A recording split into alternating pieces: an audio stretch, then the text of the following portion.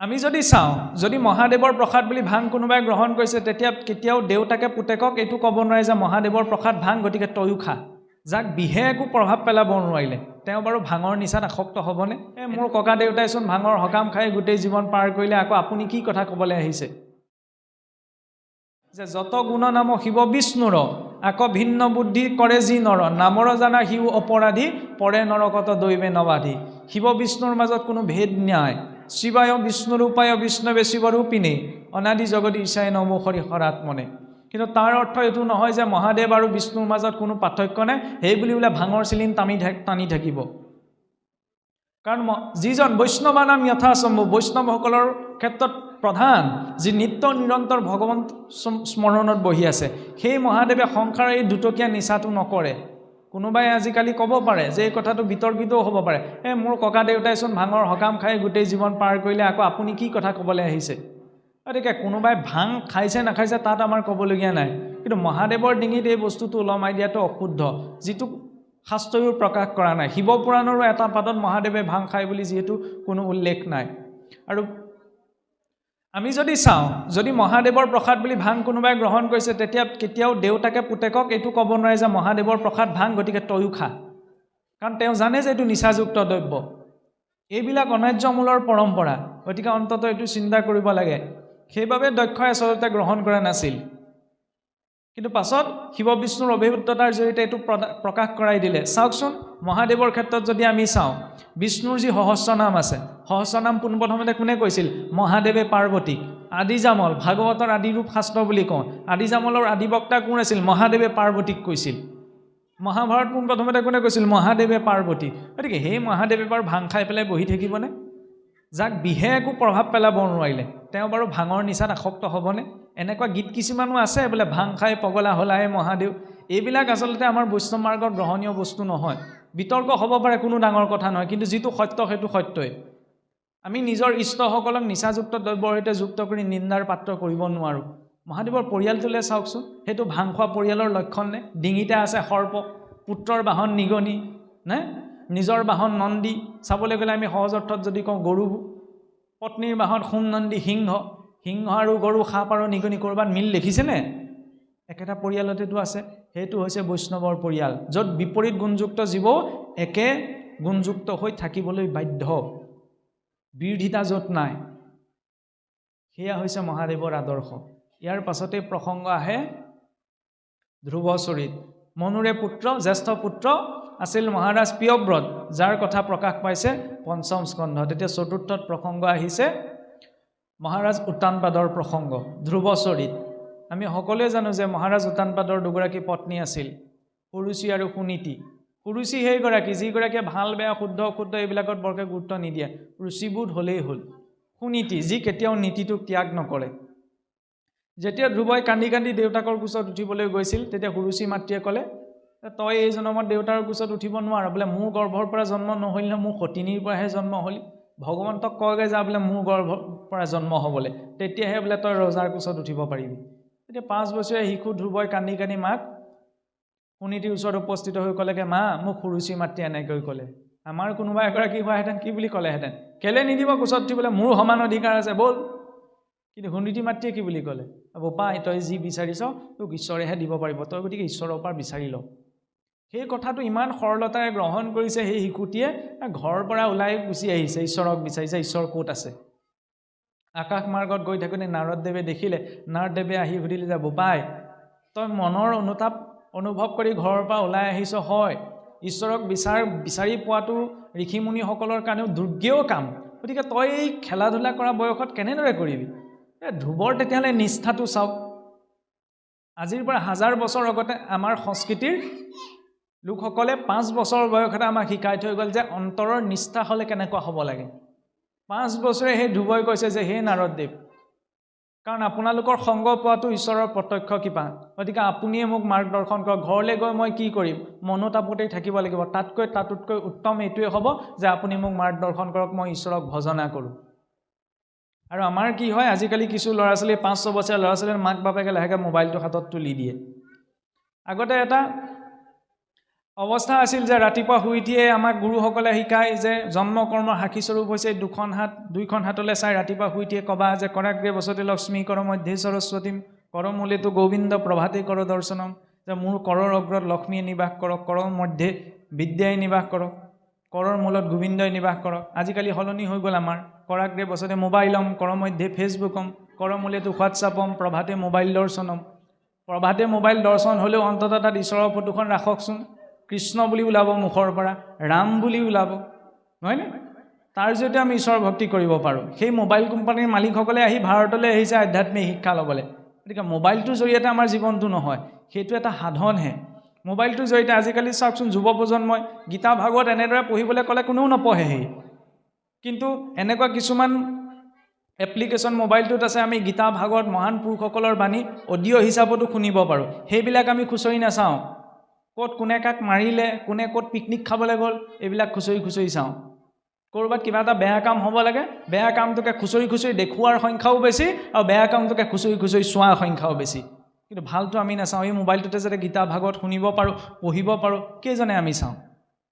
সেইখিনি ব্যৱহাৰ আমি শিকিব লাগে। নতুনকৈ গেম এটা ওলক, চিনেমা এখন ওলক, আপোনাৰ ভটীয়া পাৰত ভিৰ লাগিবগৈ। এতিয়া বিতৰ্ক কৰিব নালাগে, আমি চিনেমা নাচাবলৈ কোৱা নাই, মনোৰঞ্জনৰ আহিলা কোনে কেনেকৈ লৈছে কৰি থাকক, কিন্তু কেৱল ইন্দ্ৰিয় তৃপ্তিতে আমাৰ উদ্দেশ্য নহয়, অকণমান আধ্যাত্মিক চিন্তা আৰু আধ্যাত্মিক মনোৰঞ্জনৰ প্ৰয়োজন। কেৱল ইন্দ্ৰিয় মনোৰঞ্জনেই নহয়, আধ্যাত্মিক মনোৰঞ্জন কোনখিনি? ভগৱন্তৰ নাম কীৰ্তন কৰা, ভগৱন্তৰ গুণকথা শুনা। লীলাবিলাকত ইমান বিষয়বস্তু আছে যে অন্তৰত যি ভাৱটো কোনো লোকে বাক্যৰে প্ৰকাশ কৰিব নোৱাৰে, ইমান ভাৱ গভীৰতা আছে। অকণমান সেইখিনিতো খোজ পেলোৱাটো প্ৰয়োজন। এতিয়া ভক্তৰ ধ্ৰুৱই চাওকচোন 5 বছৰ বয়সতে ঈশ্বৰক বিচাৰি গৈছে। আমাৰ ল'ৰা ছোৱালী তেতিয়া 5 বছৰ বয়সত চাগে খেলা ধূলা কৰি তাৰ বাহিৰে বেলেগ একো কৰিবলৈ শিকাই নাই। সেইটো হৈছে ভাৰতীয় পূৰ্বজসকলৰ দৰ্শন। 11-12 বছৰ বয়সতেই নাচিকেতাক উপনিষদ কালৰ ঋষি দেউতাকে দান দি সকলো শেষ কৰিলে। তেতিয়া ল'ৰাই সুধিলে যে দেউতা, আপুনি ঘৰখনৰ সকলো বস্তু দান দি শেষ কৰিলে, এতিয়া মোক আপুনি কাক দান দিব? খং উঠিলে একেষাৰে কৈ পেলালে, তোক বোলে মৃত্যুৰ দেৱতা মই যমলৈ দান দিছোঁ। যমৰ দুৱাৰত গৈ নাচিকেতা উপস্থিত হ'লগৈ। যম ৰজা নাছিল, 3-4 দিন যম ৰজাৰ দুৱাৰত ৰৈ থাকিল। তেতিয়া যম ৰজা যেতিয়া উপস্থিত, তেতিয়া নাচিকেতাই কৈছে বোলে, প্ৰভু, মোৰ পিতৃয়ে বোলে যি ব্ৰহ্মক জানিবলৈ সকলো দান পুণ্য কৰি শেষ কৰিলে, অথচ তেওঁৰ মনৰ ক্ৰোধটো শান্ত হোৱা নাই, গতিকে সেই ব্ৰহ্মবিদ্যাক মই জানিব বিচাৰিছোঁ। তেতিয়া যম একদম দুখোজ পাছলৈ গুচি গ'ল। তেতিয়া যমে ক'লে, বোপাই, তই মোৰ দুৱাৰত এতিয়া উপস্থিত হ'লহি ঠিকেই, তোক মই স্বৰ্গৰ 100 কল্পৰ বাবে স্বৰ্গৰ অপেশ্বৰাৰ সুখ, যত যিমান ধন সম্পদ আছে সকলো তোক মই দি দিছোঁ, কিন্তু তই মোক ব্ৰহ্মবিদ্যাৰ কথা নুসুধিবি, মই তোক ক'ব নোৱাৰোঁ। তেতিয়া সেই 12-13 বছৰীয়া নাচিকেতাই ক'লে যে প্ৰভু, মোক সেই স্বৰ্গৰ অপেশ্বৰাৰ সুখ, ধন সম্পদৰ সুখ একো নালাগে, আপুনি মোক ব্ৰহ্মবিদ্যাৰ বিষয়ে কওক। সেইটো হৈছে আধ্যাত্মিক জিজ্ঞাসা। 18-19 বছৰ বয়সতে শংকৰাচাৰ্যই খালী ভৰিৰে গোটেই ভাৰত ভ্ৰমণ কৰি 4 বেদৰ মঠ প্ৰতিষ্ঠা কৰি ধৰ্ম ৰক্ষা কৰিছিল। মহাপুৰুষ শংকৰদেৱ মাধৱদেৱলৈ গোটেই জীৱন উচৰ্গা কৰিলে যাতে সমাজখনে শুদ্ধ ভক্তিটো পায়। মহাপুৰুষৰ আজিহে জয়গুৰু শংকৰ সকলোৰে মুখত যেতিয়া জীয়াই আছিল, এইখন অসমৰ পৰাই গুচি যাবলগীয়া হৈছিল। আপোনাৰ মোৰ পূৰ্বপুৰুষেতো বিৰোধিতা কৰিছিল। গতিকে তেনে পৰিস্থিতিটো মহাপুৰুষে ধৰ্মবস্তু আমাক দি থৈ গ'ল। পাহাৰে পৰ্বতে ভৈয়ামে বগাই সকলোকে এক কৰি আনিলে। কিন্তু আজিকালি দেখা যায় কিছু সমাজত বোলে নামঘৰত খেল 2-3টা খেল ক'ত খেলা হয়, য'ত 3-4টা পক্ষ থাকে। নামঘৰত মহাপুৰুষে আমাক এক কৰি থৈ গৈছিলহি। গতিকে আমি যদি তাতে এটা খেলে যদি আগবেলা প্ৰসংগ, ইটো খেলে যদি পাছবেলা প্ৰসংগ, তাত ভকতিৰ ভটোও নাই, সেইটো বাওঁহাতে আমি ক'ব পাৰোঁ। য'ত অন্তৰৰ মিল নাই, তাত ভকতি কেনেকৈ সিদ্ধ হ'ব? স্বাভাৱিক কথা, কিছুমান কথাত আপোনাৰ লগত মোৰ অমিল হ'ব পাৰে, সেইখিনি কথা শাস্ত্ৰীয় দৃষ্টিৰে বিচাৰ কৰা প্ৰয়োজন। না কি মোৰ সৈতে মিলা 10জনৰ সৈতে মই এটা ফৈট খুলিম, আপোনাৰ সৈতে মিলাজনৰ সৈতে আপুনি এটা ফৈট খুলিব। অসুৰ আৰু দেৱতা অমৃতক পাবলৈ এখন সমাজলৈ আহিব লগা হৈছিল। আমিতো ঈশ্বৰক পাব বিচাৰিছোঁ। এতিয়া আমি মানুহৰ ক্ষেত্ৰতে যদি ভেদভাৱটো থাকে, তেতিয়াহ'লে কেনেকৈ হ'ব? বিভিন্ন পন্থ, বিভিন্ন মাৰ্গ আছে, সকলোৰে প্ৰতি সন্মানৰ ভাৱ। পথাৰৰ মাজত থকা গছজোপা যিফালৰ পৰা আছে সেইফালৰ পৰা চিধা যেন লাগে। গতিকে যাৰ যেনেকৈ উপলব্ধ হৈছে তেওঁ তেনেকৈ আগবাঢ়কচোন। কাকো আমাৰ নিন্দা কৰাৰ প্ৰয়োজন নাই। মহাপুৰুষে আমাক কি শিকাই থৈ গ'ল? পৰ ধৰ্মক নিহিংসিবা কদাচিত, কেতিয়াও পৰ ধৰ্ম বুলি কাকো নিন্দা নকৰিবা। যিজনৰ চেতনাই যিমান ঢুকি পাইছে তেওঁ তেনেকৈ উপাসনা কৰক। শৈবা শান্তচিত্ত সৰ্বধৰ্মত বৎসল, সকলো ধৰ্মৰ প্ৰতি সন্মানৰ ভাৱ ৰাখি নিজৰ উপাসনা কৰা। আনে কি কৰিছে তাক বিবেচনা কৰিলে মোৰ কি লাভ হ'ব? মই নিজে কি কৰিছোঁ সেইটো মোৰ বিবেচনাৰ বিষয় কৰিবা ভূতকদয়া সকৰ্ণ চিত্ত সমস্ত প্ৰাণীগণৰ প্ৰতি দয়াৰ ভাৱ ৰাখা এহি ভাগৱত ধৰ্ম জানা মহাবল ভাগৱত ধৰ্মত এই তিনিটাতকৈ পালনীয় বেলেগ নিয়ম নাই তেতিয়াহ'লে এই তিনিটা পালন কৰিবলৈ আমি ব্যৰ্থ হৈ আছোঁ নহয় ইফালে চাওক ক'তো চাবই নোৱাৰে যে ইফালে ইজনে সিজনক নিন্দা ইটো পন্থ সিটো পন্থক নিন্দা মই যদি ইয়াত কওঁহি যে আপুনি সেইটো মাৰ্গত নাথাকিব মোৰ পন্থটোলৈ আহক এই কনভাৰ্টেশ্যনৰ দায়িত্বটো ঈশ্বৰে মোক দিয়া নাই আৰু আপোনাক যদি এইটো মোৰ পন্থত মই যিটো সম্প্ৰদায়ত আছোঁ সেই সম্প্ৰদায়ত যদি আপোনাক ঈশ্বৰে জন্ম দিয়াব বিচাৰিলেহেঁতেন তেতিয়া আপোনাক সেইটো সম্প্ৰদায়তে জন্ম দিয়ালেহেঁতেন নহয়নে কিন্তু আপোনাক যি ৰূপত প্ৰাপ্ত কৰাইছে সেই ৰূপতে আপুনি উপাসনা কৰকচোন সেইটোহে দৰ্শন সেইবাবে বৈদিক মাৰ্গত আমাৰ 5টি সম্প্ৰদায় আছে শাক্ত শৈৱ সৌৰ গাণপত্য বৈষ্ণৱ যাৰ যি দৰ্শন তেওঁলোকে আগবাঢ়ক আমি নিজৰ বৈষ্ণৱৰ দৰ্শন সুস্পষ্ট কৰি আগবঢ়াটো প্ৰয়োজন এতিয়া চাওক ভক্তৰ ধ্ৰুৱ 5 বছৰ বয়সতে যেতিয়া ওলাই গৈছে নাৰদদেৱে ভাবিব পাৰিলেহেঁতেন এইটোতো ভাবিব পাৰিলেহেঁতেন এই 5 বছৰীয়া শিশুটি ঈশ্বৰক পাবলৈ আহিছে ই বেচেৰাতে কি সাধনা কৰিব বল বোপাই তই ইমান বিচাৰিছ যেতিয়া ঈশ্বৰৰ ওচৰলৈ লৈ যাওঁ সেইটো কিন্তু ভুলতো কৰা নাই 5 বছৰীয়া যদিও সেই ধ্ৰুৱক উপাসনাৰ সাধন দিছে উপাসনা অবিহনে আমি ঈশ্বৰৰ ওচৰলৈ কেতিয়াও যাব নোৱাৰোঁ এইটো মনৰ পৰা যদি ভুল ধাৰণা আছে যে একদম আমি কৃষ্ণ কৃষ্ণ কৈ থাকিলে আৰু সকলো হৈ যাব কিছুসকলে কয় এই নাৰদদেৱে বোলে ধ্ৰুৱক উপদেশ দিছিল সত্য যুগত এতিয়া চলি আছে কলি যুগ সেইখিনি বোলে সত্য যুগৰ কথাহে এতিয়া আপুনি ভাবি চাওক এই মানসিকতা যদি সুখদেৱে ল'লেহেঁতেন যে এইখিনি আগৰ কথাহে তেতিয়াহ'লে পৰীক্ষিতক নকলেহেঁতেন সত্য যুগৰ পৰা দাপৰৰ কলিলৈকে যিমানখিনি ভক্তিৰ সৈতে জড়িত কাহিনী উপাখ্যান আছে সকলো মহাৰাজ পৰীক্ষিতক ভক্তি বৃদ্ধি কৰিলে সুখদেৱে ক'লে নহয়নে এতিয়া চাওকচোন যেতিয়া নাৰদদেৱে ভক্ত ধ্ৰুৱক উপদেশ দিছে তেতিয়া কৈছে কি যে ধৰ্ম অৰ্থ কাম মুখ্য আনুসিদ্ধি যত সবে সিদ্ধি হুৱে যাৰ চৰণ সেৱাত অকল পতে ভজা হেন মাধৱৰ পাৱ মই তুত কহোঁ বাপু ভজন উপায় যে সেই উপায় ধৰ্ম অৰ্থ কাম মুখ্য যত যিমান সিদ্ধি আছে সকলো যাৰ চৰণ সেৱাত সিদ্ধ হয় তেওঁক ভজনা কৰাৰ উপায়ৰ বিষয়ে মই কৈছোঁ শুন যে পুণ্য নদী যমুনাৰ তীৰতে সাক্ষাৎ মধুবন নামে এক স্থান আছে তাত সেই স্থানে গয়া গোবিন্দক আৰাধিবি স্নান কৰি যমুনাত ত্ৰিসন্ধ্যা কৰিবি কুশ কৃষ্ণৰ জিন শুদ্ধ আসন কৰিবি প্ৰাণায়াম কৰি মন প্ৰাণ নিয়মিবি প্ৰণৱ উচ্চৰি হৃদি পংকজ মধ্যত প্ৰথমতে কৃষ্ণ কচিন টিবি হৃদয়ত চাওক কি ব্যৱস্থা দিছে পুণ্য নদী যমুনাৰ তীৰতে সাক্ষাৎ মধুবন নামে এক স্থানে আছে তাত সেই স্থানে গৈ গোবিন্দক আৰাধিবি স্নান কৰি যমুনাত ত্ৰিসন্ধ্যা কৰিবি ভজনৰ ব্যৱস্থা দিছে চাওক যে মধুবনৰ নামে পৰৱৰ্তী সময়ত মথুৰা হৈছিলগৈ তীৰ্থলৈ যোৱাৰ মহিমা এইখিনিত আছে এইটো কথা সুকীয়া যেতিয়া গংগা পৃথিৱীলৈ নামি আহিছিল তেতিয়া ভগৱন্তক কৈছিল যে প্ৰভু মই এতিয়া পৃথিৱীলৈ যাম গোটেই পাপী সোপাই মোটেই স্নান কৰি গোটেই পাপ সোপা মোক দি থৈ যাব গতিকে মই কেনেকৈ উদ্ধাৰ পাম তেতিয়া কৈছিল যে তোমাৰ তীৰলৈ যেতিয়া সন্ত মহন্ত বৈষ্ণৱসকলে আহি তোমাক স্পৰ্শ কৰিব তেওঁলোকৰ স্পৰ্শ আৰু প্ৰভাৱত তোমাৰ পাপ নষ্ট হ'ব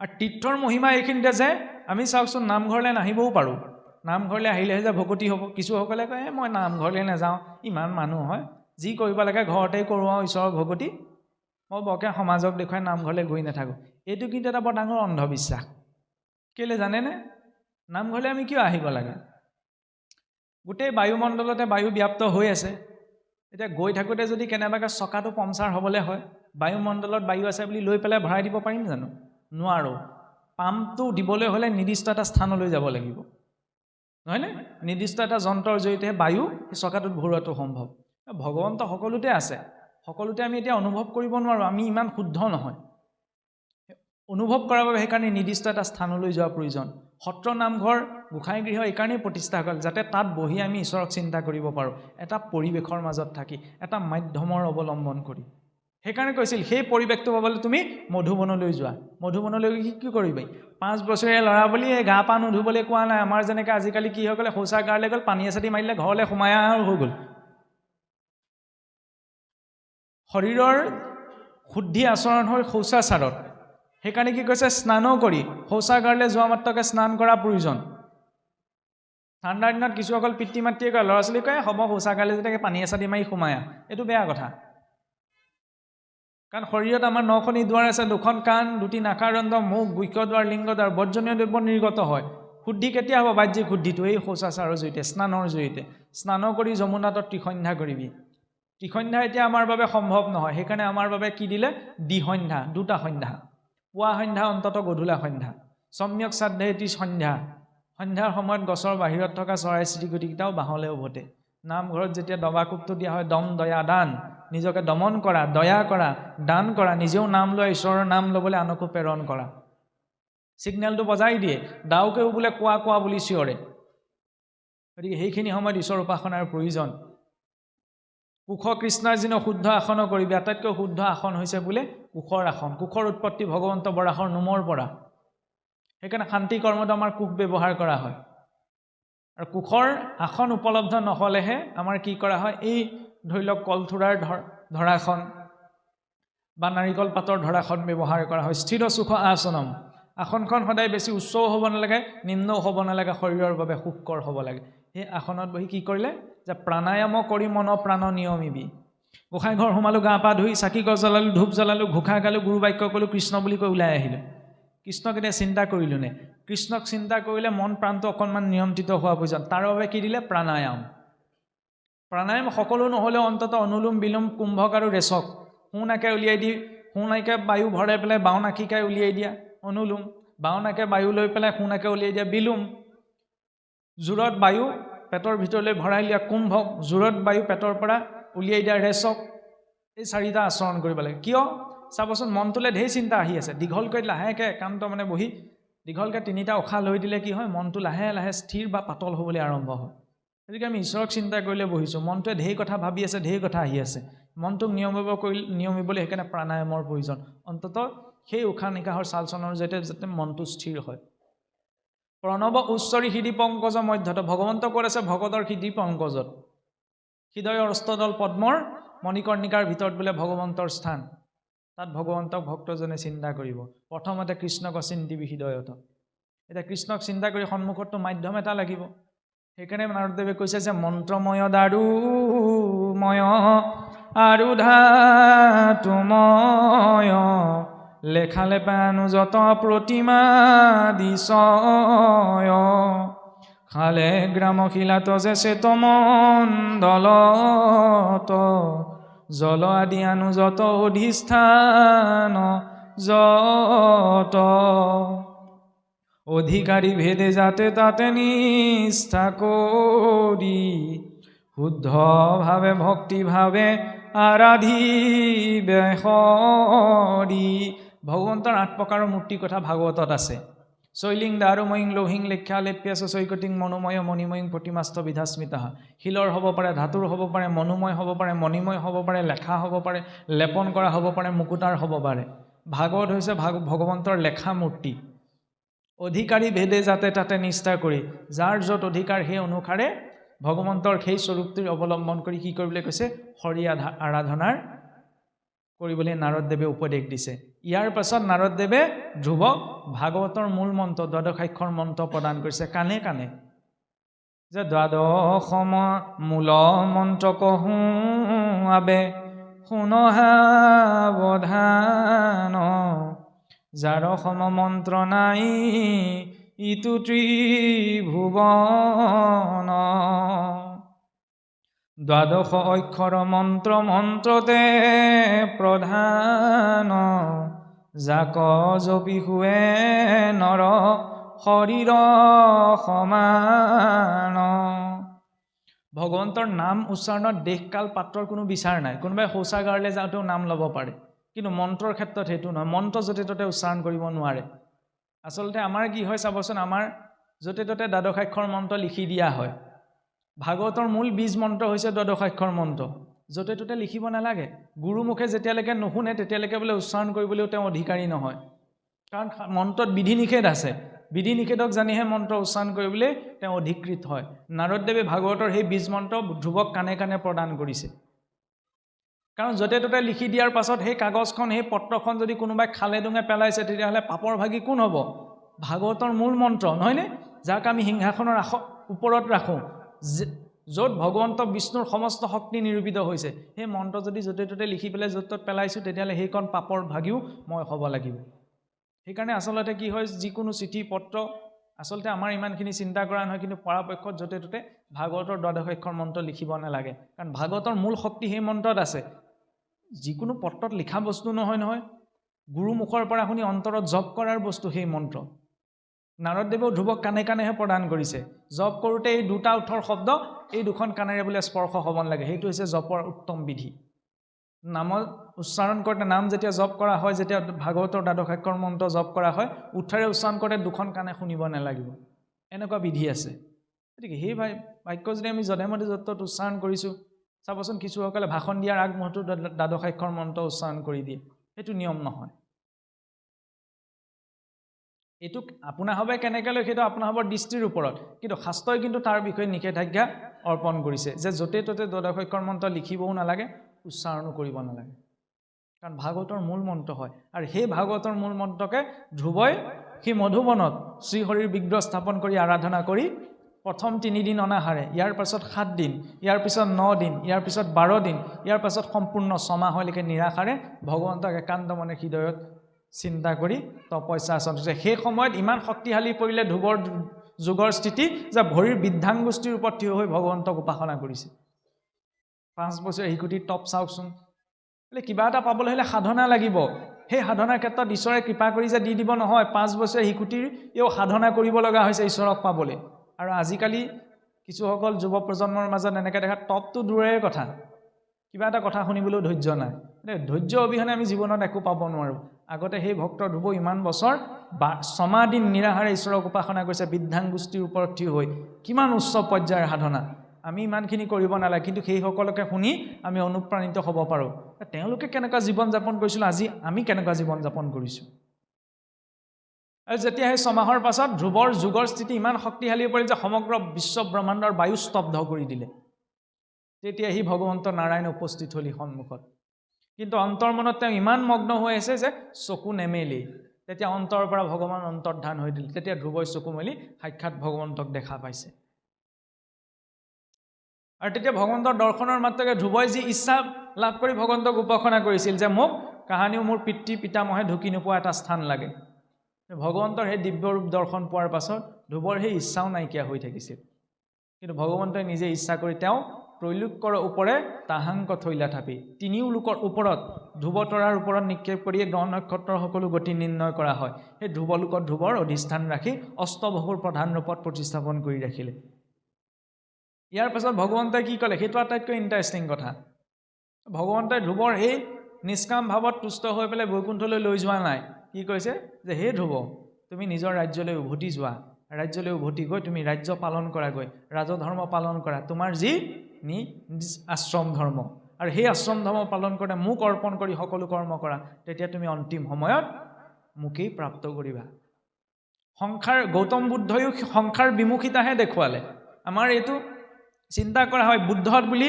গৌতম বুদ্ধক বিষ্ণুৰ দশম নৱম অৱতাৰ বুলি ধাৰণা কৰা হয় কিন্তু গৌতম বুদ্ধ বিষ্ণুৰ নৱম অৱতাৰ নহয় বিষ্ণুৰ যি অৱতাৰ বুদ্ধ সেই বুদ্ধৰ জন্ম গৌতম বুদ্ধৰ জন্ম 2000 বছৰ আগতে ব্ৰাহ্মণ কুলত হৈছিল আৰু গৌতম বুদ্ধৰ জন্ম হৈছিল ক্ষত্ৰিয় কুলত কিন্তু সময়ৰ বহুতখিনি কথা এইবিলাক কথা ক'বলৈ গ'লে ঢেৰ দীঘলীয়া হ'বগে কিছুমান কথাত লাগি সেই বুদ্ধই এই বুদ্ধ এক হৈ থাকিল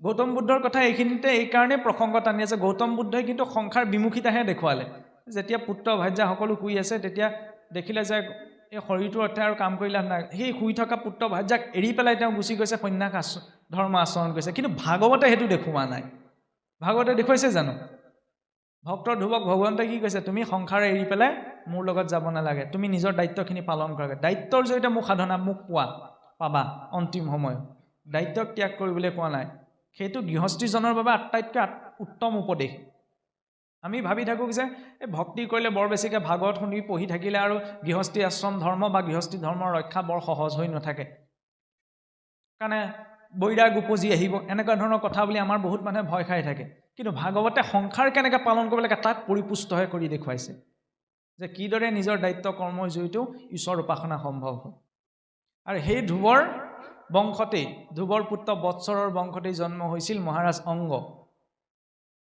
আৰু অংগৰ পত্নী আছিল সুনীতা এতিয়া মহাৰাজ অংগ আৰু সুনীতা অপুত্ৰকা আছিল অপুত্ৰকা থকাৰ পাছত মৈৰিষী অংগীৰাৰ উপদেশক্ৰমে তেওঁলোকে যি পুৰুদাস নামৰ যজ্ঞ আচৰণ কৰিছিল সেই যজ্ঞৰ প্ৰভাৱত তেওঁলোকে এটি পুত্ৰ সন্তানৰ ভাগী হৈছিল সেই পুত্ৰই আছিল মহাৰাজ বেন এতিয়া বেনৰ পালন পোষণ হৈছিল তেওঁৰ মাতামহ অৰ্থাৎ মাতৃৰ মাক দাৰুণীৰ অধ্যক্ষতাত এতিয়া দাৰুণী স্বভাৱ চৰিত্ৰ সকলোৰে পৰা ধৰ্মভ্ৰষ্ট আছিল সেই বেনক ডাঙৰ দীঘল হ'বলৈ সেই দাৰুণীৰ সংগত দিয়াৰ বাবে বেন সৰুৰে পৰা উৎপতীয়া অধাৰ্মিক আৰু অৱগুণযুক্ত হ'ল সেইকাৰণে কৈছে ল'ৰা ছোৱালীক ডাঙৰ দীঘল কৰিবলৈ আমাৰ কি হয় চাবচোন মাত নুফুটা ল'ৰাটোৰ মুখতো আমি বেয়া মাতটোহে মাতিবলৈ শিকাওঁগৈ ৰাম বুলিবলৈ কৃষ্ণ বুলি কৰিবলৈ নিশিকাওঁগৈ পিছত সেইটোৱে যেতিয়া ডাঙৰ হৈ পেলাই বেয়া মাতটো মাতিব আকৌ আমিয়ে কওঁ বোপাই বেয়া মাত নামাতিবি মাত নুফুটোতে আমি কি শিকাইছিলোঁ যেনেকুৱা সংগত ল'ৰা ছোৱালী ডাঙৰ দীঘল হয় সেইবিলাক সংগই পাছত স্বভাৱ চৰিত্ৰ গঠনতো প্ৰভাৱ পেলায়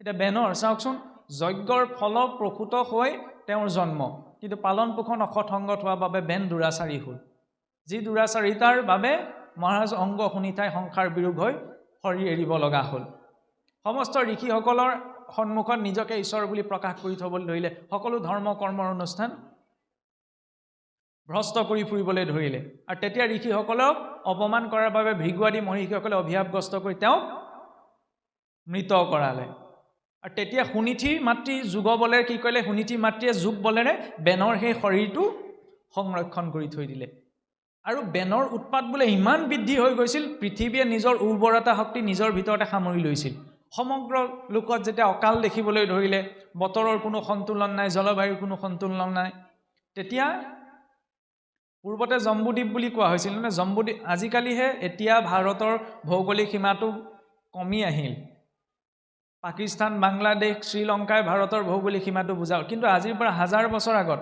ভাৰতবৰ্ষ বুলি কোৱা লাগিলে সেই ইজিপ্তৰ পৰা ম্যানমাৰলৈকে ভাৰতৰ পৰিসীমা ব্যাপ্ত হৈ আছিল কাৰণ সেই ইজিপ্তৰ গুহাটো ৰামৰ গুহাচিত্ৰ প্ৰমাণ ৰূপত আৱিষ্কাৰ হৈছে নেদাৰলেণ্ডত আজিও ৰামৰ নামত পইচা চলে ইণ্ডোনেছিয়াত আজিও ৰামায়ণ প্ৰচাৰ হয় থাইলেণ্ডলৈ গ'লে সমুদ্ৰ মন্থত তেওঁলোকে নিজকে ৰামৰ পূৰ্বজ বুলি ভাবে তালৈকে জম্বুদ্বীপৰ প্ৰভাৱ বিস্তাৰ আছিল গতিকে সেই সমগ্ৰ জম্বুদ্বীপ যেতিয়া ৰজাহীন হৈ পৰিল সমস্ত প্ৰজাৰ মাজত অসন্তুলন দেখা পাই তেতিয়া ভৃগু আদি ঋষিসকলে কি কৰিলে সেই বেনৰ সংৰক্ষিত কৰা শৰীৰটোক মথন কৰি যিটো আমি আজি আধুনিক বিজ্ঞানৰ দৃষ্টিৰে চাবলৈ গ'লে যেনেদৰে বৃক্ষৰ সামান্য টুকুৰা এটাৰ পৰা পূৰ্ণাংগ বৃক্ষজোপা সৃষ্টি কৰাৰ যিটো প্ৰক্ৰিয়া কলাকৰ্ষণ টিচু কালচাৰ বুলি কয় ঠিক তেনে মানুহৰ অংগ বিকাশৰ ক্ষেত্ৰত সামান্য কলাৰ পৰা যিদৰে সম্পূৰ্ণ অংগ এটা বিকাশ কৰিব পাৰি নিশ্চয়কৈ চাগে ঋষিসকলৰ ওচৰত তেনেকুৱা কিবা পদ্ধতি আছিল সেইকাৰণে সেই মৃত বেনৰ শৰীৰৰ পৰা মথন কৰি পেলাই পোনপ্ৰথমতে তেওঁৰ শৰীৰৰ পৰা যি সৃষ্টি হৈছিল পাপ পুৰুষ ৰূপত নিখাদ সমস্ত বেয়া গুণসমূহ লৈ পেলাই নিখাদৰ জন্ম হ'ল ইয়াৰ পাছতে ঋষিসকলে কি কৰিলে দক্ষিণ বাহুক মথন কৰি তাৰ পৰা উৎপন্ন কৰিছিল মহাৰাজ পৃথু আৰু বাম বাহুৰ পৰা উৎপন্ন হৈছিল দেৱী অৰ্চিৰ আৰু সেই পৃথুকে ভগৱন্তৰ অৱতাৰ বুলিও গণ্য কৰা হয় আৰু সেই পৃথুৱে কি কৰিছিল বসুমতীক দোহন কৰিছিল কাৰণ সমস্ত সংসাৰৰ উৰ্বৰতা নাশ হৈ গৈছিল দোহন কৰি তেতিয়া স্বয়ম্ভুক মনুক পাত্ৰ কৰিছিল স্বয়ম্ভুক মনু ক্ষমা কৰিব পাত্ৰ নহয় বৎসৰ অৰ্থাৎ কাৰণ গাইজনীৰ পৰা গাখীৰখন খীৰাবলৈ পোৱালিটোও প্ৰয়োজন সেই পোৱালি ৰূপত স্বয়ম্ভুক মনুক সেই গুৰ বা ধেনুৰূপা বসুমতীৰ সন্তান ৰূপত উপস্থিত কৰাই নিজেই পাত্ৰ ৰূপত উপস্থিত হৈ দোহন কৰিছিল। এতিয়া ইয়াত এটা তাত্ত্বিক দৰ্শন আছে। পৃথিৱীৰ পৰাই সমস্ত ঔষধি সমস্ত তত্ত্বৰ উৎপত্তি, তাক কোনে ভক্ষণ কৰিছে? মনুৰ সন্তানসকলে। সেইবাবে পাত্ৰ ৰূপত কোন উপস্থিত, পোৱালী ৰূপত কোন উপস্থিত আছে? স্বয়ম্ভূৱ মনু। সমগ্ৰ মনুষ্যকুলক মনুৱে প্ৰতিনিধিত্ব কৰিছে। তাক দোহন কৰিছে কোনে? পৃথিৱীৰ পালকৰূপী পৃথুৱে। আৰু এই প্ৰসংগই পৃথুচৰিত সম্পন্ন হয়। ইয়াৰ পাছত মহাৰাজ পৃথুৰ ৰাজসভালৈ চাৰিসিদ্ধৰ আগমন ঘটিছে আৰু চাৰিসিদ্ধৰ জৰিয়তে তেওঁ ভাগৱত ধৰ্মৰ জ্ঞান লাভ কৰি অন্তিম সময়ত বৈকুণ্ঠলৈ গমন কৰিছে। এতিয়া চতুৰ্থৰ শেষৰ প্ৰসংগটি আহে পুৰঞ্জন উপাখ্যান। পুৰঞ্জন বুলি তাক জীৱ কোৱা হৈছে।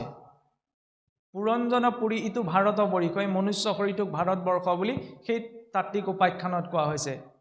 আৰু সেই পুৰঞ্জনে কি হৈছিল? এদিন নগৰত ভ্ৰমণ কৰি গৈ থাকোঁতে এখন সুন্দৰ নগৰ দেখিছিল। সেই নগৰত 9খনি বোলে দুৱাৰ আছে। তাতে এগৰাকী সুন্দৰ ৰমণী আছে।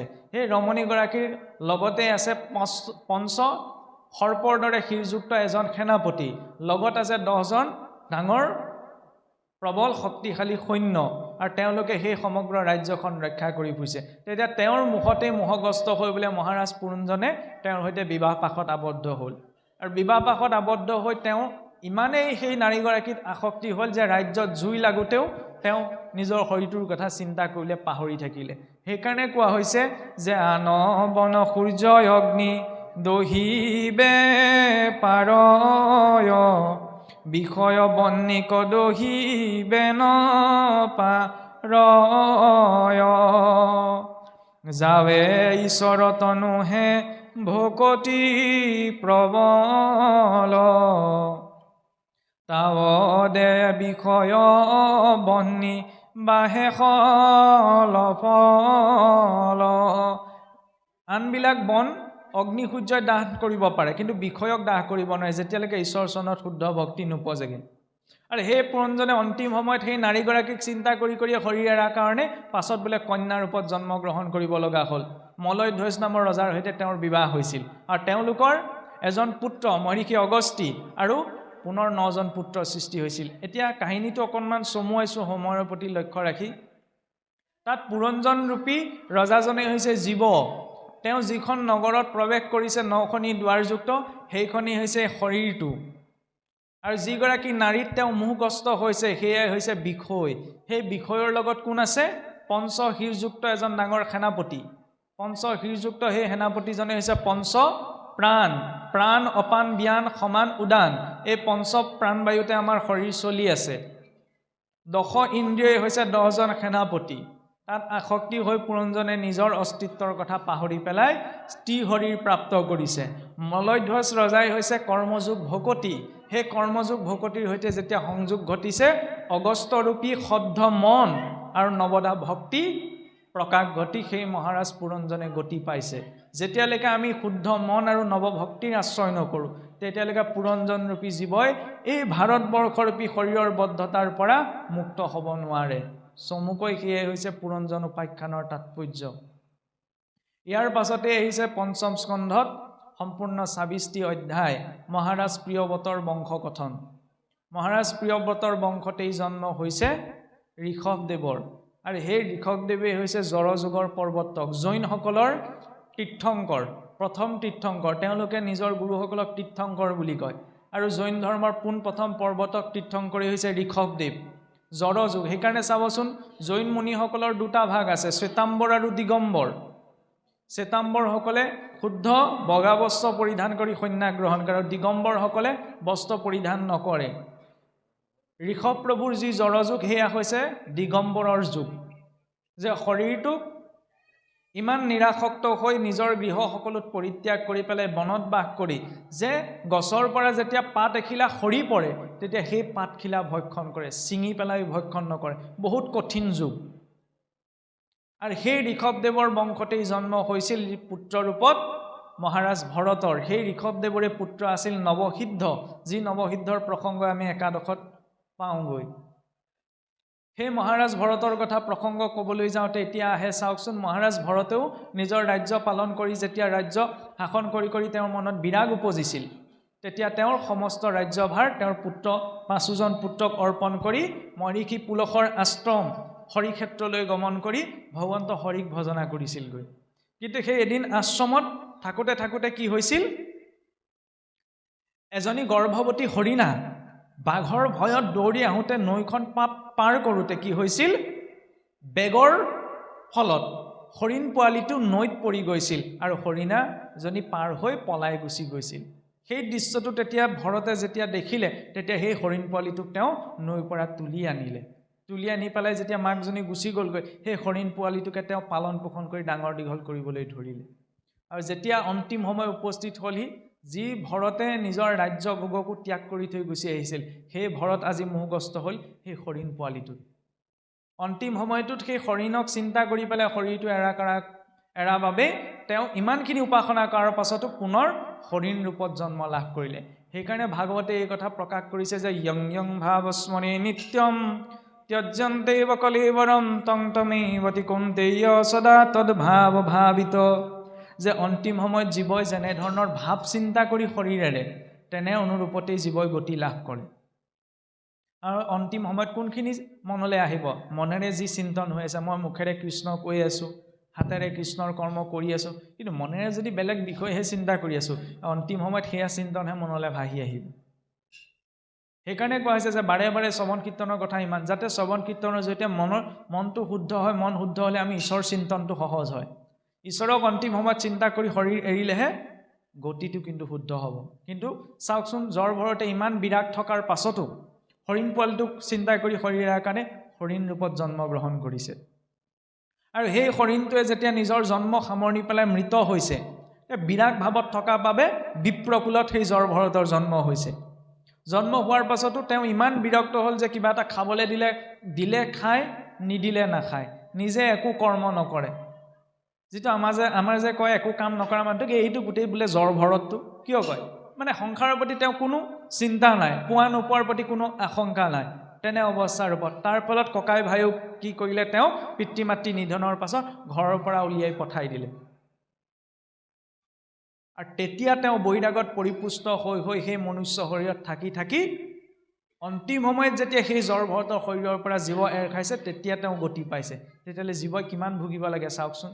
অন্তিম সময়ত যদি আমি কেনেবাকৈ বেয়া কিবা এটা চিন্তা কৰি শৰীৰ এৰিবলৈ হয়, জ্বৰ ভৰতে হৰিণ ৰূপত আকৌ পুনশ্চ মনুষ্য শৰীৰলৈ আহিব লগা হৈছে, তাৰ পাছত গতি পাইছে, তেতিয়াহ'লে আমিবিলাকৰ কি হ'ব? সেইকাৰণে সেই কথা পঞ্চমে আমাক স্পষ্ট কৰি দেখুৱাইছে, যাতে অন্তিম স্মৰণটো, সংসাৰ আটাইতকৈ টান কাম কি? জীৱই পুণ্যৰ বলত গৈ ব্ৰহ্মাপদতো অধিষ্ঠিত হ'বগৈ পাৰেগৈ বোলে, কোনো ডাঙৰ কথা নহয়। কিন্তু অন্তিম সময়ত হৰিক চিন্তা কৰাটো বৰ ডাঙৰ দুৰ্লভ কথা। যে সুলভম ভগৱন নাম জিব্যে সবসৱৰ্তিনী তথাপি নৰকম য়ান্তি কিমাচৰ্য হৈতুকম। ভগৱান নাম সুলভ হোৱাৰ পাছতো, জিভাৰে উচ্চাৰণ কৰাৰ পাছতো যদি আমি নৰকগামী হ'ব লগা হৈছে, সংসাৰ দিয়াতকৈ ডাঙৰ আশ্চৰ্য বোলে একো নাই। অন্তিম সময়ত যাতে আমাৰ গতিটো শুদ্ধ হয়, সেইবাবে নিত্য নিৰন্তৰ ঈশ্বৰৰ ৰূপ চিন্তনটো লাগে। কৃষ্ণ বুলি কোৱাৰ লগে লগে যাতে কৃষ্ণৰ স্বৰূপটো মনলৈ ভাহি আহে। এই জ্বৰ ভৰতৰ প্ৰসংগ এটি পঞ্চম স্কন্ধ সম্পূৰ্ণ হৈছে। ইয়াৰ পাছত আহে ষষ্ঠ স্কন্ধ। ষষ্ঠ স্কন্ধত সম্পূৰ্ণ ২৬টি অধ্যায়। পোনপ্ৰথমতে প্ৰসংগ আহে কি, মূলতঃ অজামিল উপাখ্যান। এতিয়া অজামিলৰ কথা আমি কম বেছি পৰিমাণে সকলোৱে জানো, নহয়নে? পূৰ্বতে এজন ভাল ব্ৰাহ্মণ আছিল, কিন্তু এদিন যজ্ঞৰ নিমিত্তে সমিধা বুটলিবলৈ গৈ জংঘলৰ মাজত এগৰাকী বেশ্যা নাৰীক দেখি পেলাই তেওঁৰ মন বিষয়াগ্ৰস্ত হৈ সকলো ধৰ্ম কৰ্মৰি বেশ্যাত পতিত হৈছিল।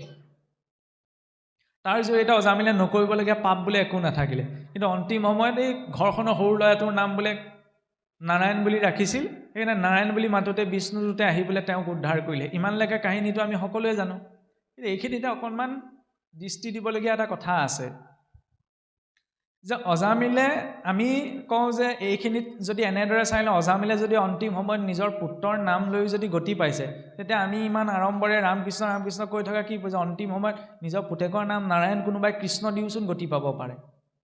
তেতিয়াহ'লে সেইটো হ'ব পাপ বুদ্ধি। যি পাপ বুদ্ধি, যি নামত কৰে পাপ বুদ্ধি, অষ্টাংগ যোগেও নাহিকে সিদ্ধি। অজামিলে অন্তিম সময়ত নাৰায়ণৰ নামটো কিয় স্মৰণ কৰিলে? কাৰণ অজামিল পূৰ্বৰে পৰা মহাপাপী নাছিলে নহয়। পূৰ্বৰে পৰা তেওঁ এজন শুদ্ধ বৈষ্ণৱ ভক্ত আছিলে, কিন্তু তেওঁ বিষয় দেখিহে পেলাই বিষয়ত আসক্ত হৈছিল। গতিকে পূৰ্বৰ সঞ্চিত পুণ্যও আছিল, যাৰ পুণ্যৰ বলত তেওঁ কনিষ্ঠ পুত্ৰৰ নাম নাৰায়ণ দি পালে, আৰু অন্তিম সময়ত সেই পুণ্যই ক্ৰিয়া কৰিলে নাৰায়ণ নামটো মুখৰ পৰা ওলালে। কিন্তু আমি নিজকে অজামিলৰ দৰে ক'ব নোৱাৰোঁ, আমাৰ ইমান পুণ্য নাই। আৰু দ্বিতীয়তে, যেতিয়া বিষ্ণুদূত আহি উপস্থিত হ'লি, যমদূতৰ হাতৰ পৰা জীৱটোলৈ অজামিলৰ শৰীৰত প্ৰৱেশে কৰাই দিলে। বিষ্ণুদূতে পোনপ্ৰথমতে কিন্তু বৈকুণ্ঠলৈ লৈ যোৱা নাই নহয়। যেতিয়া বিষ্ণুদূতে যমদূতৰ হাতৰ পৰা জীৱ লৈ পেলাই পুনৰ অজামিলৰ শৰীৰত ভৰাই পেলাই বিষ্ণুদূত আকৌ বৈকুণ্ঠলৈ গমন কৰিলে, অজামিলক লৈ যোৱা নাই। তেতিয়া সেইখিনি সময়ত অজামিলৰ অনুতাপ অনুভৱ হৈছে যে মই যিজনা হৰিক উপাসনা আজি পৰোক্ষ ভাৱত তেওঁৰ নাম উচ্চাৰণ কৰিলতো তেওঁ ভগৱন্তই মোক ৰক্ষাৰ বাবে বিষ্ণুদূত পঠাই দিছে, আৰু সেইজনা হৰিক মই অৱহেলা কৰি মই আজি বিষয়ত পতিত হৈ সকলো ধৰ্ম কৰ্ম মই বাদ দি পেলালোঁ। তেতিয়া তেওঁৰ মনত অনুতাপ অনুভৱ হৈছে, আৰু সেই অনুতাপ অনুভৱ হৈ তেওঁ নৰিয়া গাড়ী গংগাৰ তীৰলৈ গৈছে। গংগাৰ তীৰত একান্ত মনে হৰিক চিন্তা কৰি তেওঁ তেতিয়া হৰিৰ এৰিছে। তেতিয়া পুনৰ বিষ্ণুদূতসকল আহি সেই অজামিলৰ জীৱ বৈকুণ্ঠলৈ লৈ গৈছে। ইয়াৰ পৰা কি দেখুৱালে? কেৱল নাৰায়ণ বুলি স্মৰণ কৰিলতে অজামিলে গতি পোৱা নাই, তেওঁৰ নিজৰ অনুতাপ অনুভৱ হ'ব লগা হৈছে। গতিকে আমিও কেৱল নাৰায়ণ কৃষ্ণ বুলি ক'লে নহয়, হৃদয়ত অনুতাপ আত্মশ্লাঘা অনুভৱ হ'ব লাগিব যে কি কৰি আছোঁ, ঈশ্বৰে কি কৰিবলৈ পঠাইছে আৰু কি কৰ্মত প্ৰবৃত্ত হৈ আছোঁ। যেতিয়ালৈকে অনুতাপ অনুভৱ নহয় তেতিয়ালৈকে কিন্তু ভক্তিৰ সেই অনুভৱটো অন্তৰলৈ বিগলিত ভাৱত নাহে, আৰু যেতিয়ালৈকে ভক্তিৰ বিগলিত ভাৱ অন্তৰলৈ নাহে আমি নিজৰ গতিটো সাধিব নোৱাৰোঁ। আত্মশ্লাঘা বা আত্মনিন্দা সেইকাৰণেই প্ৰয়োজন, অনুতাপ অনুভৱ কৰাটো প্ৰয়োজন যে ঈশ্বৰে আমাক ভাল কাম কৰিবলৈ পঠাইছে, ভাল কাম কৰোঁ। মুখখন ভাল শব্দ উচ্চাৰণ কৰিবলৈ দিছে, ভাল শব্দ উচ্চাৰণ কৰোঁ। ভাল বস্তু খাবলৈ জীৱনটো দিছে, ভাল বস্তু খাওঁ। ভাল কৰ্ম কৰিবলৈ দিছে, ভাল কাম কৰোঁ। সাধাৰণ কথা, এইবিলাক কোনো তাত্ত্বিক কথা নহয়। আৰু সেই অজামিলৰ উপাখ্যানৰ প্ৰসংগৰ পাছতেই ইয়াতে আহে ষষ্ঠৰ পাছত সপ্তম স্কন্ধ। চাওকচোন ভক্ত প্ৰহ্লাদৰ কথা নজনা কোন আছে? যি প্ৰহ্লাদে পিতৃৰ পৰা, চাওকচোন আজিকালি ল'ৰা ছোৱালীৰ দৰে বোলে 24 ঘণ্টা মোবাইলটো চাই থাকে, সেইকাৰণে দেউতাকে বোলে ইমান শাস্তি দিলে, তেতিয়াও বেলেগ কথা। ভগৱন্তকে স্মৰণ কৰিছিল, তাকো আজিৰ দৰে ভাল পৰিৱেশত নহয়। সেইখন ৰাজ্যত কোনেও ঈশ্বৰৰ নাম নলয়। ভক্ত প্ৰহ্লাদে সেইকাৰণে আত্মস্বাধীনতাটো, আন্তৰিক স্বাধীনতাৰ কথা দেখুৱাই গ'ল যে তেওঁ আন্তৰিকভাৱে স্বাধীন আছিল। সেইকাৰণে বিপৰীত প্ৰতিকূল পৰিস্থিতিটো তেওঁৰ বাবে অনুকূল হৈ পৰিছিল, কাৰণ তেওঁ নিজৰ ভিতৰত স্বাধীন আছিল। আৰু সেই স্বাধীনতাৰ বাবে দৈত্য ৰাজ্যত থাকিও তেওঁ দৈত্য ৰাজ্যৰ প্ৰভাৱ পেলাব নোৱাৰিলে। কিন্তু আমি আন্তৰিকভাৱে স্বাধীন নহয়, সেইকাৰণে সংসাৰত কিবা এটা নাপালোঁ বুলিয়ে আজিকালি কিছুসকল লোক ডিপ্ৰেশ্যনত গুচি যায়, অভাৰ থিংকিঙত গুচি যায়। কিয়? কাৰণ নিজৰ অন্তঃকৰণটোৱে সম্পূৰ্ণ স্পষ্ট নহয়, যিটো 5 বছৰীয়া সেই প্ৰহ্লাদৰো আছিল। আৰু সেই প্ৰহ্লাদক অন্তিম সময়ত প্ৰভু নৃসিংহই কি উপদেশ দি থৈ গ'ল যে বোপাই তই ৰাজ্যলৈ উভতি গৈ ৰাজ্য শাসন কৰগে, ইয়াৰ পাছত তই মোক আপোনা আপুনি প্ৰাপ্ত কৰিবি নিজৰ দায়িত্ব আৰু কৰ্মৰ জৰিয়তে। সেই প্ৰহ্লাদৰ জন্মৰ ৰহস্যটো যদি আমি চাওকচোন, এগৰাকী মাতৃয়ে যদি বিচাৰে তেতিয়াহ'লে ব্ৰাহ্মণৰ বংশটো দৈত্য জন্মাব পাৰে, আৰু মাতৃয়ে যদি বিচাৰে তেতিয়া দৈত্যৰ বংশটো প্ৰহ্লাদৰ দৰে ভক্ত জন্মাব পাৰে। দ্বিতী মাতৃয়ে বিচাৰিছিল কাৰণে ঋষি কাশ্যপৰ ঔৰসত সেই হিৰণ্যাক্ষ আৰু কশিপুৰৰ জন্ম দিয়াল, নহয়নে? ক্ৰোধ ভাৱত দেৱতাতকৈ শক্তিশালী কামাসক্ত হৈ তেনেধৰণৰ প্ৰবল গুণযুক্ত দৈত্যৰ গুণযুক্ত সন্তান বিচাৰিছিল। সেই সংকল্পৰে গৰ্ভধাৰণ কৰাৰ বাবে তেওঁৰ গৰ্ভৰ পৰা দৈত্যৰ জন্ম হৈছিল। আনহাতে আই কায়াধুলে যদি আমি চাওঁ, কশিপুৰৰ বীৰ্য সদায় মদ্য মাংসতেই লিপ্ত হৈ থাকে। সেই বীৰ্যটো প্ৰহ্লাদৰ দৰে ইমান শুদ্ধ সাত্বিক জীৱৰ শৰীৰ কেনেকৈ বিকাশ পালে? সেয়া ঈশ্বৰৰ ইচ্ছা, সেইটো বেলেগ কথা। কিন্তু কায়াধু মাতৃৰ যদি সেই পৰিক্ৰমা চাওঁ যে কশিপু যিদিনা ভগৱান ব্ৰহ্মাক বোলে আৰাধনা কৰিবলৈ গৈছে, বাটতে চৰাইটিৰ মুখত নাৰায়ণ বুলি শুনি উভতি গুচি আহিলে, এই শত্ৰুৰ নাম শুনিলোঁ বুলি। কায়াধু মাতৃয়ে সুধিলে যে স্বামী কেলৈ ঘূৰি আহিলে? এই শত্ৰুৰ নাম শুনিলোঁ, এইটো নাম শুনিলে মোৰ যাত্ৰা সিদ্ধি নহয়। বোলে কি বুলি শুনিলে? নাক মুখ কুচাই ক'লে নাৰায়ণ বুলি শুনিলোঁ। তেতিয়া কায়াধু মাতৃয়ে ভাবিছে যে স্বামীয়ে আজি অন্ততঃ পৰোক্ষভাৱে হ'লেও ঈশ্বৰৰ নাম উচ্চাৰণ কৰিছে, যেতিয়া মই আজি মোৰ গৰ্ভ সংস্কাৰ কৰোঁ। তেতিয়া কশিপক বাৰে বাৰে নাৰায়ণৰ নাম স্মৰণ কৰাই কশিপুৰৰ বীৰ্য কায়াধু মাতৃৰ গৰ্ভত স্থাপন হৈছে। আমাৰ দিনটোত 8টা প্ৰহৰ থাকে, 3 ঘণ্টাৰ মূৰৰ একোটা সময়ক প্ৰহৰ বুলি কোৱা হয়। দিনৰ প্ৰহৰত স্ত্ৰী পুৰুষৰ মিলনৰ জৰিয়তে যি গৰ্ভ বিকাশ পায় সেই গৰ্ভ নষ্ট হয়। ৰাত্ৰিৰ প্ৰথম প্ৰহৰত মিলনৰ জৰিয়তে যি সন্তান জন্ম হয় সেই সন্তান অল্পায়ু হয়। দ্বিতীয় পহৰত ৰুগীয়া, তৃতীয় পহৰত উত্তম, চতুৰ্থ পহৰত সৰ্বোত্তম। প্ৰহ্লাদৰ বীৰ্য স্থাপন সেই চতুৰ্থ পহৰত হৈছিল। সেইবাবে সেই দৈত্যকুলতো ইমান শুদ্ধ সাত্বিক সেই প্ৰহ্লাদৰ জন্ম হৈছিল। আৰু চাওকচোন কায়াধু মাতৃৰ পালন পোষণ ক'ত হৈছিল? নাৰদদেৱৰ আশ্ৰমত। আজি বিজ্ঞানীও এই কথা আমাক প্ৰমাণ কৰি দেখুৱাইছে যে মাতৃগৰাকীয়ে গৰ্ভপালন সময়ত যেনেধৰণৰ বাক্য ক'ব, যি আচাৰ ক'ব, যেনে ব্যৱহাৰ কৰিব, তাৰ 85% প্ৰভাৱ গৰ্ভস্থ সন্তানটিৰ ওপৰত পৰে। ছফ্টৱেৰটো ভিতৰতে নিৰ্মাণ ডিজাইন হৈ আহে, এপ্লাইহে পাছত হয়হি। সেইকাৰণে আপোনাৰ ডিজাইন হওঁতেই ছিষ্টেমটো বনাব পাৰিলে ভাল হয়। পাছত বোলে ভেজা দিলে বৰকৈ ভেজা দিলে ফাটি যোৱাৰো চান্স থাকে। সেইকণ কেপাচিটি ঈশ্বৰে আমাক প্ৰদান কৰিছে। আমি দৈৱাসুৰ, দৈবিক সম্পদ লৈ জন্মগ্ৰহণ কৰোঁ, আসুৰিক সম্পদো লৈ পেলাই জন্মগ্ৰহণ কৰোঁ। কোনবিলাক গুণ আমাৰ বৃদ্ধি হয় সেইটো নিৰ্ভৰ কৰে আমাৰ সংস্কাৰসমূহৰ ওপৰত। সেয়া দেখুৱালে আমাক সপ্তম স্কন্ধৰ প্ৰহ্লাদৰ উপাখ্যানৰ জৰিয়তে।